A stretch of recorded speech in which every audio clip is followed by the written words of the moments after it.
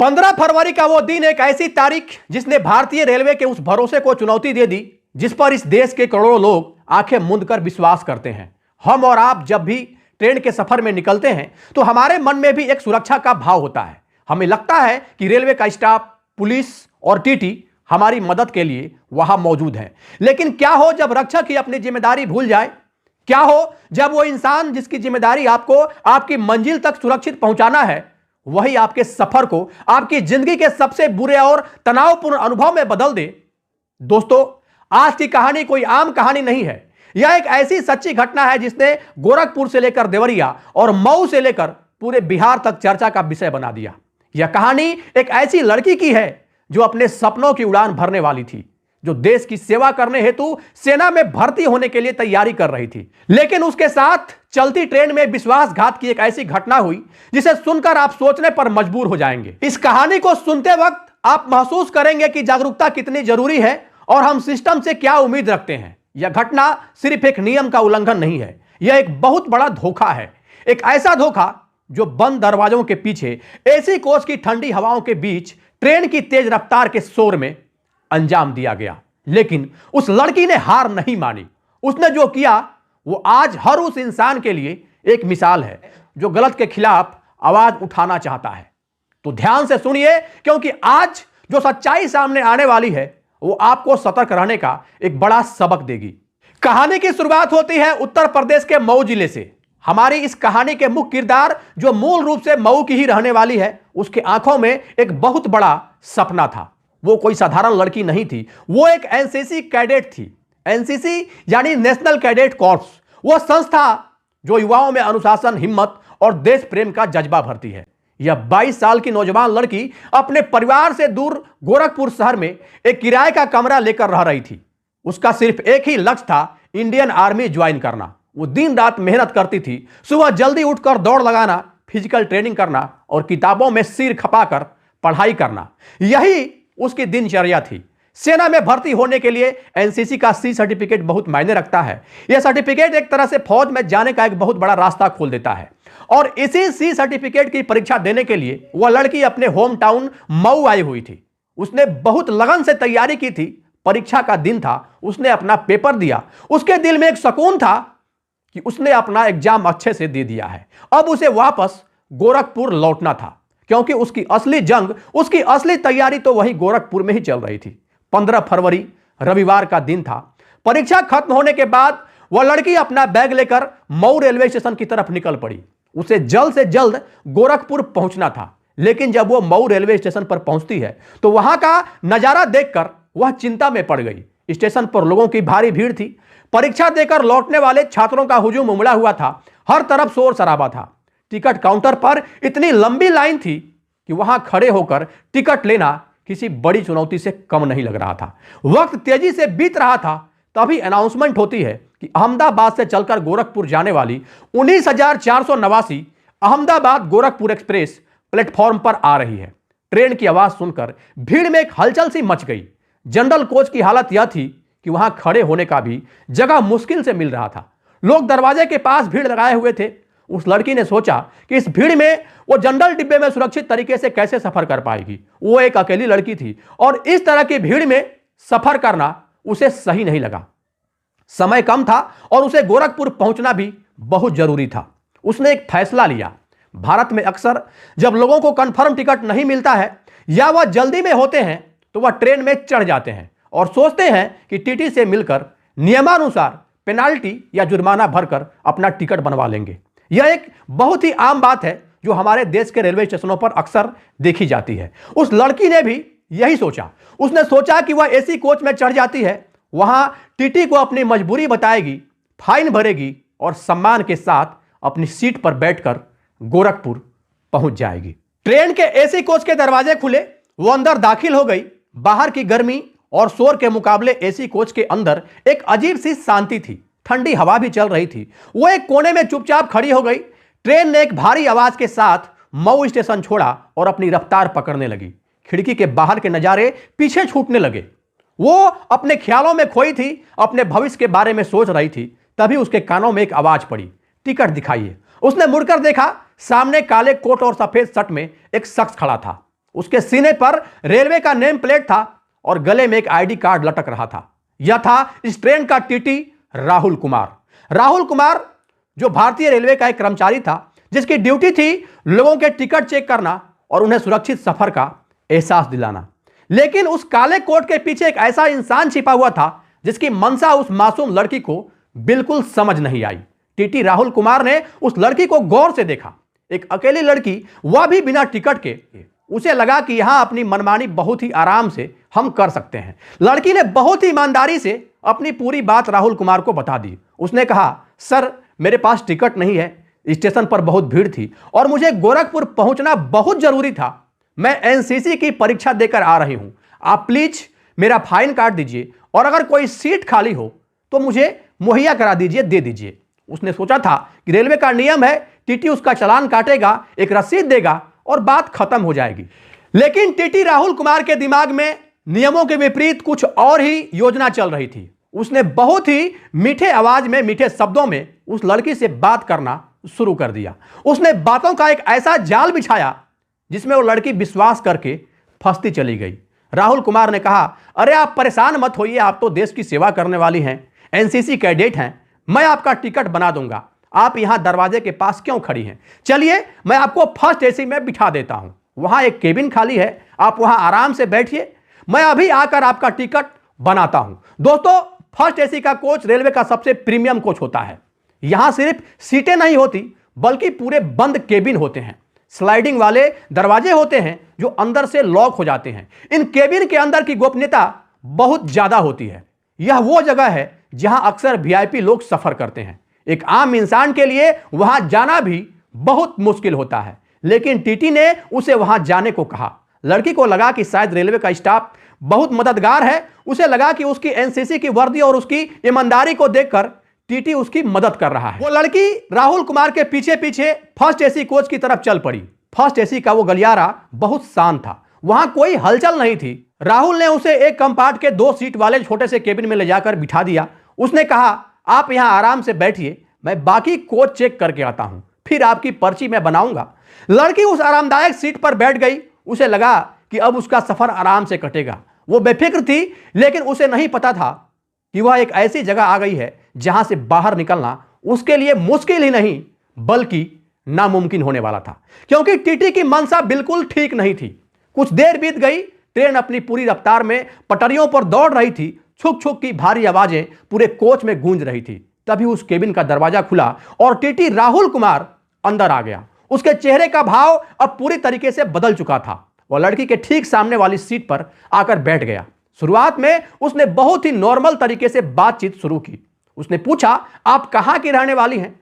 राहुल ने पूछा। लड़की ने जवाब दिया कि मैं मऊ की रहने वाली हूं और गोरखपुर में रहकर आर्मी की तैयारी कर रही हूं। अच्छा, तो आप सेना में जाना चाहती हैं? बहुत अच्छी बात है। इस तरह की सामान्य बातों से राहुल उस लड़की को परखने की कोशिश कर रहा था। वह यह जानना चाह रहा था कि लड़की कितना डरपोक है या कितनी मजबूत है। वह उसके आत्मविश्वास को टटोल रहा था। बातचीत का सिलसिला ऐसे ही आगे बढ़ा, लेकिन धीरे धीरे राहुल कुमार के सवालों का तरीका बदलने लगा। उसका व्यवहार उस लड़की को असहज करने लगा। अचानक राहुल कुमार अपनी जगह से उठा। लड़की को लगा कि शायद वो टिकट बनाने के लिए मशीन निकाल रहा है, लेकिन अगले ही पल राहुल कुमार ने कुछ ऐसा किया जिससे उस लड़की के होश उड़ गए। राहुल ने उस केबिन का स्लाइडिंग दरवाजा जोर से बंद किया और अंदर से लॉक कर दिया। वो आवाज उस लड़की के लिए खतरे की घंटी थी। अरे सर, यह आप क्या कर रहे हैं? दरवाजा क्यों बंद कर रहे हैं? लड़की ने घबराते हुए पूछा। राहुल कुमार की आंखों में अब वह मदद करने वाला टीटी नहीं बल्कि एक ऐसा शख्स नजर आ रहा था जो अपनी ताकत का गलत इस्तेमाल करना चाह रहा था। उसने कोई जवाब नहीं दिया। उसने अपने पद का रोब दिखाते हुए अनुचित दबाव बनाया। उसका बात करने का तरीका अब पूरी तरह से पहले से बदल चुका था। लड़की ने तुरंत आपत्ति जताई।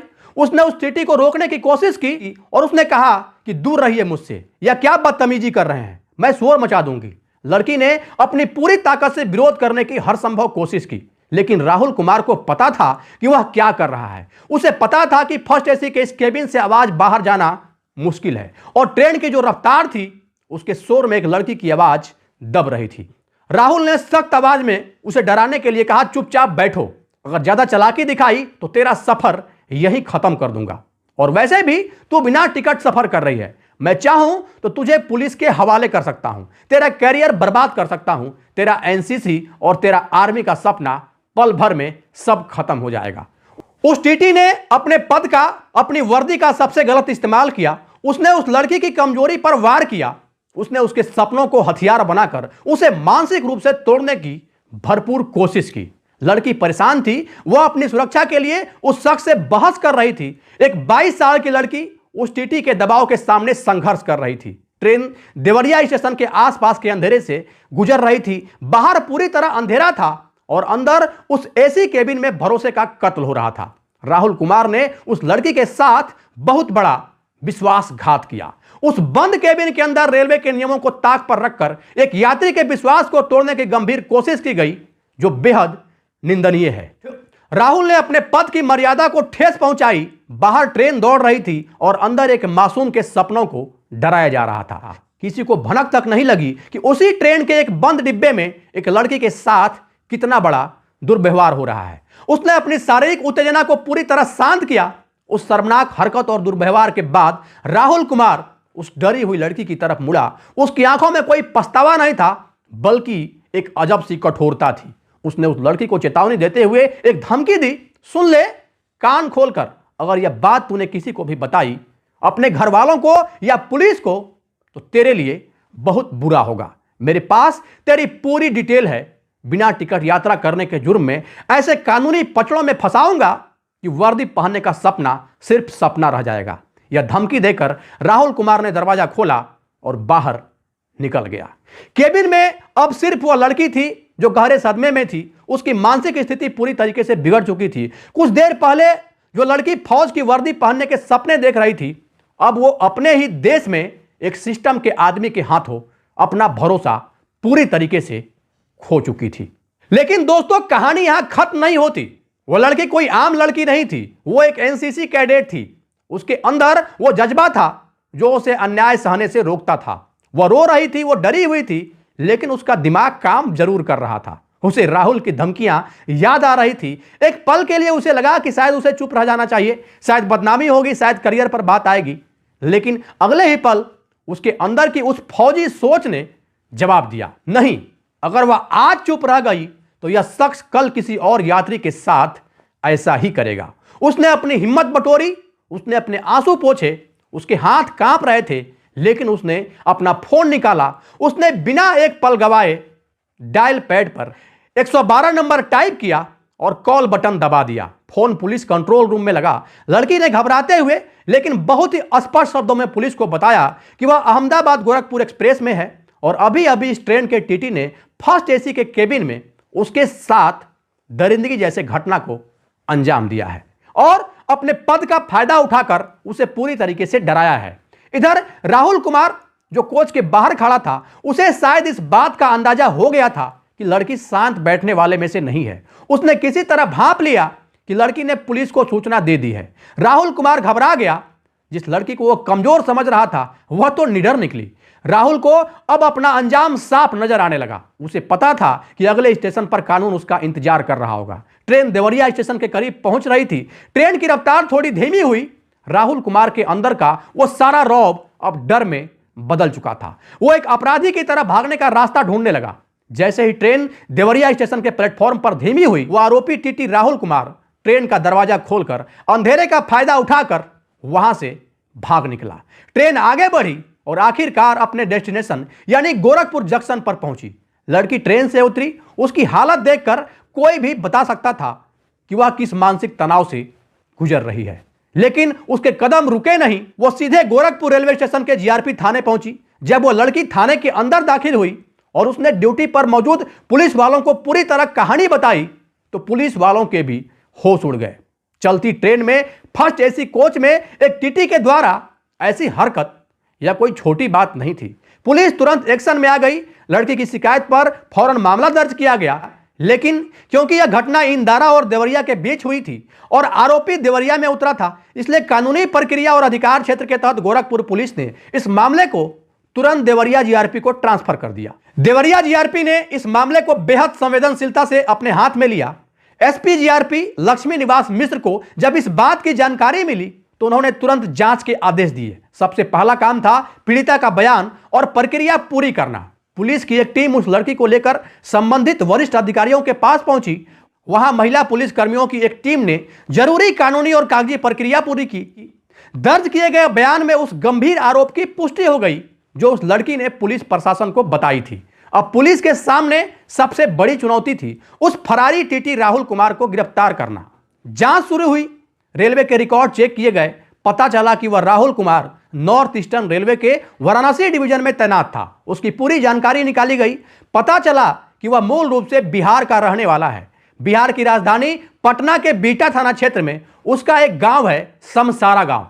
रेलवे प्रशासन ने इस पूरे मामले को बेहद गंभीरता से लिया। जैसे ही एफआईआर की कॉपी रेलवे के आला अधिकारियों तक पहुंची, राहुल कुमार को तत्काल प्रभाव से सस्पेंड कर दिया गया। लेकिन सस्पेंशन काफी नहीं था, उसे कानून के सामने लाना जरूरी था। एसपी रेलवे लक्ष्मी निवास मिश्र ने आरोपी राहुल कुमार की गिरफ्तारी पर 10,000 का नगद इनाम भी उसी समय घोषित कर दिया।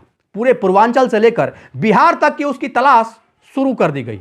जीआरपी की एक स्पेशल टीम का गठन किया गया और उस टीम को सीधा पटना के लिए रवाना कर दिया गया। पटना पुलिस के साथ मिलकर जीआरपी की टीम ने राहुल कुमार के गांव और उसके संभावित ठिकानों पर छापेमारी की। पुलिस ने उसके घर वालों से भी पूछताछ की, लेकिन वो शख्स पुलिस की गिरफ्त से बचने के लिए लगातार छिपता रहा। दोस्तों, जरा सोचिए उस सिस्टम के बारे में। कहा जाता है कि रेलवे के नियम बहुत साफ हैं।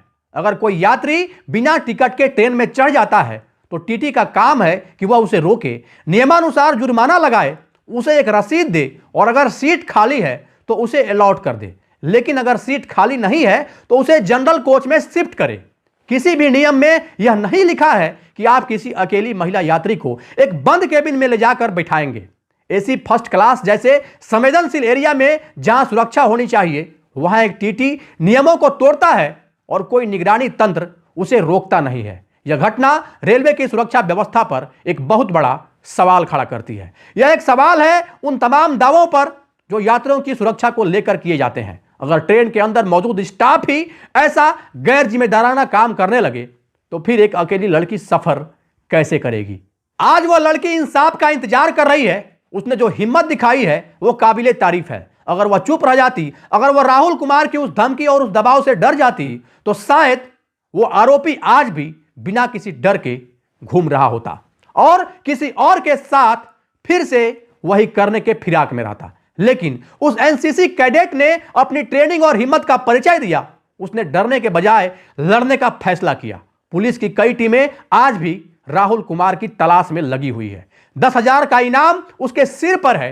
पुलिस का दावा है कि बहुत जल्द वह कानून की गिरफ्त में होगा। उसे उसके किए की उचित सजा भी जरूर मिलेगी। हम उम्मीद करते हैं कि प्रशासन जल्द से जल्द उस आरोपी टीटी राहुल कुमार को पकड़कर न्यायालय में पेश करेगा ताकि कोई भी संबंधित कर्मचारी अपने अधिकार का ऐसा गलत इस्तेमाल करने से पहले 1-2 बार नहीं बल्कि 1000 बार सोचे। बाकी इस पूरे घटनाक्रम को लेकर आप क्या सोचते हैं, अपनी राय निष्पक्षता के साथ कमेंट बॉक्स में जरूर दें। जहां भी रहें सावधान रहें, सुरक्षित रहें, अपना ख्याल रखें। जय हिंद, जय भारत।